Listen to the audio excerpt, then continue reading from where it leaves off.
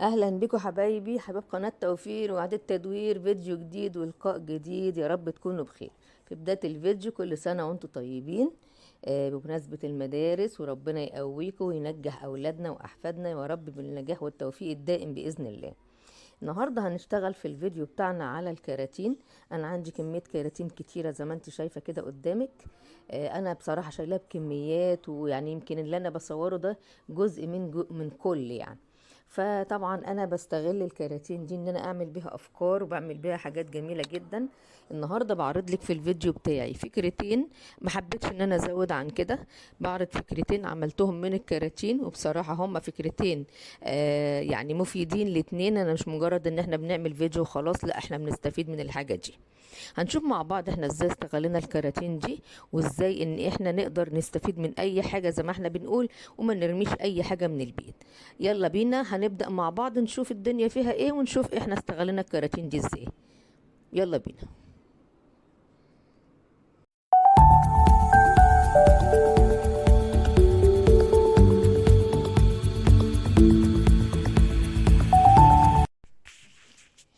دلوقتي انا هبتدي اشرح لك بقى الفكرة الاولى، اللي هي احنا ايه عاملين منها منظم الاكياس. منظم الاكياس ده بصراحة حاجة جميلة جدا ومفيدة جدا، افادتني وانا عملت منه بجميع الاحجام. بس انا ايه يعني انا وريتك اللي هو الحجم الصغير، عشان يعني برضه يبقى سهل عليا في التصوير. طبعا خدت انا الكرتونة زي ما انتوا شايفين كده، وهبتدي اعمل منها فتحتين. هنعمل فتحة امامية. الفتحة الأمامية اللي انتوا شايفينها دي بالرسمة اللي أنا عاملاها بالظبط كده. يعني تعملها على شكل ايه مستطيل بالعرض، ومستطيل آخر بالطول زي ما انت شايفة الكرتونة كده. تحدديها بقى بالقلم اللي هو الماركر كده، بيكون خطه عريض عشان لما تيجي تقطعي بالقطر أو بالسكينة يبقى سهل عليكي وانت بتقطعي، ما يبقاش الخط رفيع. كمان انا بعد ما عملت الرسمة في الواجهة كده في الكرتونة، عملت برضو قطعة او حجم برضو رسمته في اعلى الكرتونة من فوق زي ما انت هتشوفي، علشان ده انا لما اجي اقطعه هدخل منه بعد كده ايه الاكياس من فوق. يبقى انا عملت فتحتين في الكرتونة زي ما انت شايفة كده، واحدة امامية وواحدة في الخلف. يعني هتعملي نفس النظام اللي انا عاملاه، متاح ليكي بقى تعملي اي نوع كرتونات زي ما انت شايفه، اعملي الحجم اللي يناسبك يعني. بعد ما حددت خلاص انا بالقلم ورسمت زي ما احنا قلنا الرسمتين. طبعا دي بتبقى افضل طريقة لان انتي تعملي الفتحات في الكرتونة، لان زي ما احنا قلنا الفتحة الامامية عشان اشوف منها الاكياس اللي انا حطاها، الفتحة العلوية عشان ادخل منها ايه الاكياس. بدأت استخدم السكينة، او لو عندك قطر استخدمي، وتقصي بحذر الجزء اللي احنا مش عايزينه من الامام، بيطلع بمنتهى السهولة زي ما انت شايفة كده. واخد بعد كده الجزء الفوقاني اللي هو بتاع الكرتونة، وابتدي برضو ايه اقطعه، علشان انا بعد كده لما اقطع الجزء الفوقاني ده هستفيد ان انا ايه بعد ما اطبق الاكياس احط بقى الاكياس من فوق في الكرتون. زي ما انا بقولك هتشتغلي على اي حجم كراتين انت عايزه، حسب المكان المتاح عندك في البيت. عندك مثلا مكان متاح كبير، مكان متاح صغير، لان انت بعد كده المنظم بتاع الاكياس ده هتعلقيه في الحيطه طبيعي، مش ان انت هتعملي كده وخلاص.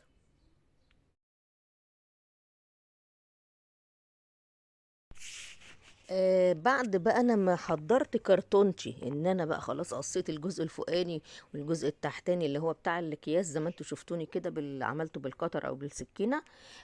عندي كده حتتين ورق جمال، كان عندي ورق حائط فائض مني في البيت يعني.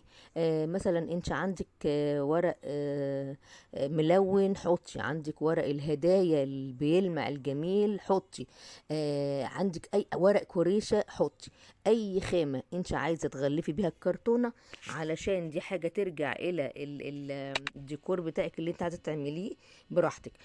هقولك على حاجة، عايزة تجيبي ستيكر من اللي بيتلزق اللي هو بيتباع ده العادي، لو باقي عندك حبة، ما احنا بنقول عايزين نوفر توفير وتدبير، فما تشتريش. لو عندك حبة حتة ستيكر ولا اي حاجة حطي، بلاستيك عادي خالص من بتاع المطابخ اللي هو بيلمع ده اللي عليه الورد حطي.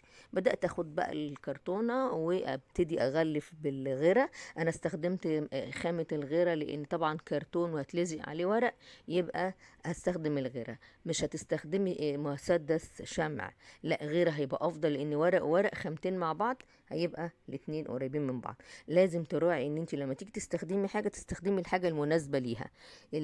مثلا بتلزقي كرتون بكرتون، يبقى في الحالة دي تعمليها ايه؟ غيرة، بيبقى افضل ويبقى احسن النتائج. شمع يبقى مثلا بلاستيك مع ورق، بلاستيك مع خشب كده يعني.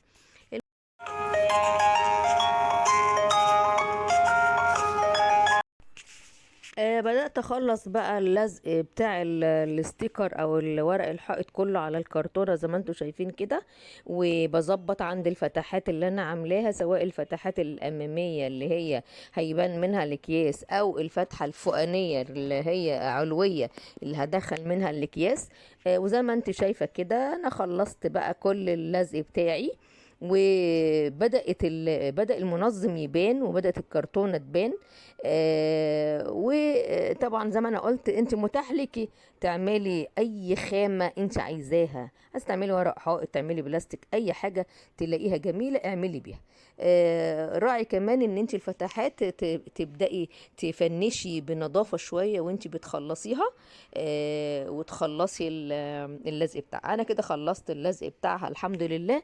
وبعد كده بقى ابتدي اشوف هجملها ازاي. هتشوفيني انا هجملها بمنتهى البساطة بخامات موجودة عندك في البيت. ما تشتريش اي حاجة من بره، انا بقول ما تشتريش حاجة من بره. هتشوفيني هغلفها ازاي دلوقتي. بدأت أغلفها بدانتيل. كان عندي دانتيل رفيع كده، بواقي يعني تفصيل وحاجات عندي. بدأت أغلفها بالدانتيل على كل الجوانب زي ما انتوا شايفين كده. حطت لها فيونكاية جميلة، عايزة تحط لها ورد الزقي ورد، عندك شوية ورود الزقي عليه مفيش مشكلة خالص. وعايزة مثلا تكتبي عليها زي ما انا قايلة كده منظم أكياس، اكتبي. خدي بالك بقى ان انا مش عايزة انسى ان انا عملت فيها خرم من ورا، عشان لما اجي اعلقها على مسمار او على عليه او كده يبقى انا متاح عندي احط ايه الاكياس. كمان بقى خدي بالك ان انا بوريكي برضو، يعني بتشوفي معايا اني بحط مجموعة اكياس وابتدي احطهم من فوق. ابتدي احط الاكياس من فوق، من الكرتونة من فوق، وارصهم. هيبقى المنظر زي ما انت شايفاه قدامك كده. هتشوفي المنظر، الاكياس مترتبة والوانها كمان باينة. دي الميزه بقى يا جماعه في المنظم اللي انا عملته ده. زي ما انا قلت لك في الاول، اعملي الحجم اللي انت عايزاه. عايزه تعملي كرتونه كبيره قوي اعملي، عايزه تعملي كرتونه صغيره براحتك. المهم ان انت تلمي الاكياس اللي عامله لك هيصه عامله لك قلق في البيت، وتبداي تحطيها في الكرتونه دي وتعلقيها، تبقى منظر ديكوري في المطبخ، يديكي منظر جميل. ايه رايك بقى في الفكره الجميله دي؟ بصراحة يعني أنا عن نفسي أنا عاملة جميع الأحجام، ويعني مثلا حطهم عندي. بس إيه، أنا يعني لما جيت صورت يعني ما رضيتش أصور إلا الصغير علشان بس الوقت وكده. ويعني أكيد برضو في فيديو قادم هعمل لك الكبيرة وهتشوفي معايا الكبيرة. بصراحة هي فكرة جميلة جدا. دلوقتي هننتقل لفكرة تانية برضو أنا عملتها من الكراتين. شوف.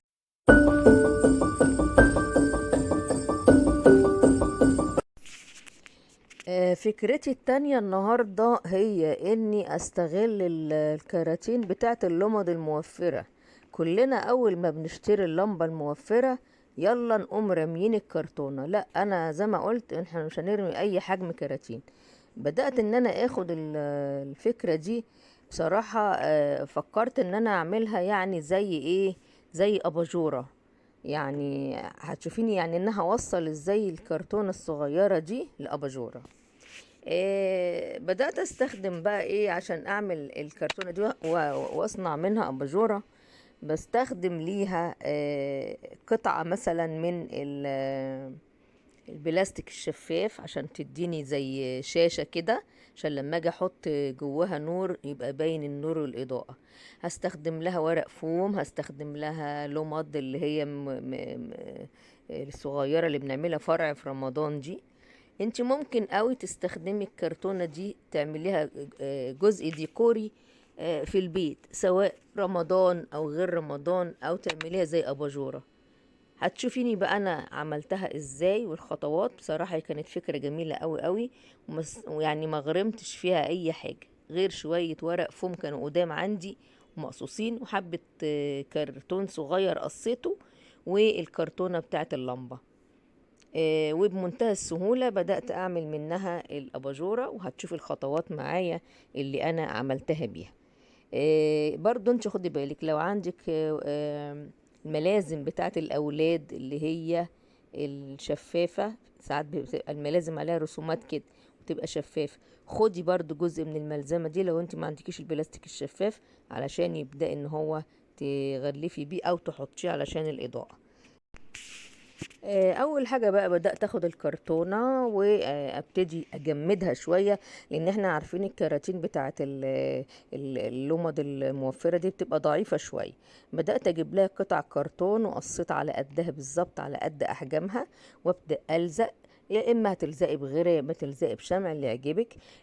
طبعا بتحطي كذا طبقه، او ممكن عندك ورق جامد بتعملي. المهم انك بتوصلي بعد ما بتخلصي ان الكرتونه تبقى جامده وحلوه، بحيث ان هي ايه ما تبقاش طريه في ايدك.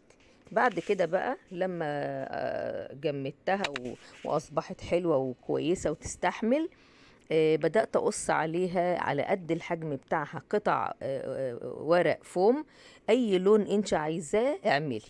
انا بقى فضلت ان انا ايه مش هعملها كرتونه كده وخلاص، لا طبعا، انا حبيت ان انا اديها منظر اباجوره. انا عملت شكل، انا بديكي فكره، عايزه تعملي اشكال اخرى براحتك خالص، انت ممكن تختاري اي رسمه وتقصي على قدها الكرتون والفوم وتعملي منه الرسمه دي. انا بدات اعمل لها ظهر كده من ورا، يعني جبت كرتونه وقصيتها بحيث ان انا الزقها فيها، واعمل لها ظهر من ورا كده، من يعني ستاند كده من ورا، واعمل لها برضو من قدام سنة قاعدة خارجة لبره. عملت الكلام ده كله، وبرضو جبت ورق الفوم ولزقته بالشمع وثبته جامد جامد عليه.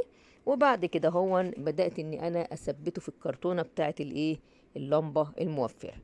ادتني الشكل الجميل اللي انت شايفاه ده كده. وبرضه خدي بالك انه احنا زي ما بنقول كل ما تعملي الراق بتاع الكرتون يبقى جامد هيبقى احسن، هيديكي نتيجة احسن. يعني مش ما تحطيش مثلا راق واحد، لا، عايزه تعملي الكرتونة اعمليها راقين، تلاتة، على حسب الايه المتاح عندك. بس انا يعني وجهة نظري ان كل ما تبقى السمك كبير هتبقى قوية. زي ما انت شايفاني شغاله كده، وكسيت كل الكراتين بالفوم، وادتني المنظر اللي انت شايفاه في الاخر كده.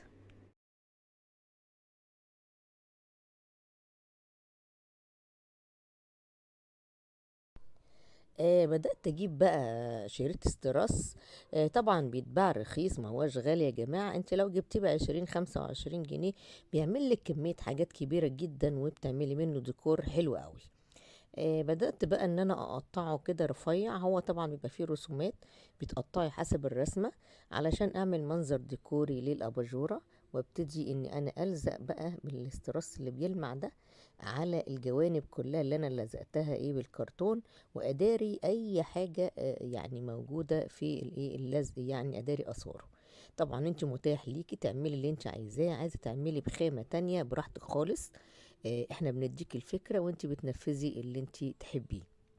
كمان في حاجة، ان احنا سبت انا بقى جنب من جوانب الكرتونة فاضي ليه، عشان انا ابتدي ادخل فيه الوحدة بتاعت الكهرباء من الجنب واشغلها، يعني بحيث ان انا تبقى ايه مش ثابته.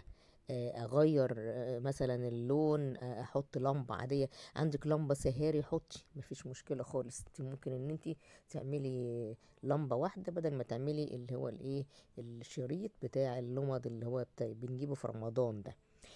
طبعا انا بعد ما خلصت كله عملت لها منظر جمالي زي ما انتم شايفين كده. اديتك المنظر الجميل، ومحدش خالص هيصدق ان دي عبارة عن كرتونة لمبة بصراحة. يعني الفكرة قدامك، نفذي زي ما انت عايزة اي حجم اي نوع كراتين اعملي. انا هنا في النمرة 2 ده عملته بكرتونة لمبة من اللي هي اللمض الموفرة زي ما انا قلت لكم في الاول. طبعا منظر جميل جدا بصراحة، ويا رب يكون يعجبكم.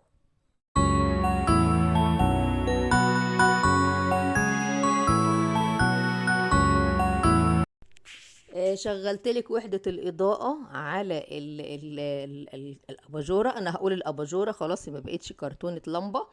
وأنا حبيت أشوفها في الضلمة، لأن في الضلمة بصراحة بتبقى أوضح وبتبقى أجمل وشكلها بيبقى جميل جدا، علشان النور بيبان أكتر. انت ممكن بدل ما تحطي فرع نور من بتاع رمضان، عندك لمبة صغيرة من اللي هي السهاري دي، عادي حطيها في دواية وحطيها. عايزة تخلي الأنوار الألوان براحتك خالص، انت ممكن تلعبي في أي حاجة، ممكن تعملي اي احجام. خد الفكره مني ونفذيها باي حجم باي شكل انت عايزاه. بتمنى ان الفكرتين يعجبوكوا وشفتوا الافكار قدامكم والخطوات، ويا ريت تكون الفكره وصلت ان احنا ما نرميش اي حته كراتين. الكميه اللي شفناها في اول الفيديو دي كميه بسيطه جدا، انا عندي كميه اكبر، لان انا يعني بحب اعمل افكار كتير من الكراتين وما بحبش ان انا ارميهم. وهنشوف مع بعض فعلا افكار حلوه قوي قوي من الكراتين. انا لسه الوقت عندي ما سعفنيش ان انا انزل لكم شغل كتير. فضلا وليس امرا، بتمنى منكم لو الفيديو عجبك الاشتراك في القناة وتفعيل زر الجرس عشان يوصلك مني كل جديد. ان شاء الله على وعد بلقاء جديد. باي باي، والى اللقاء في فيديوهات قادمة. مع السلامة.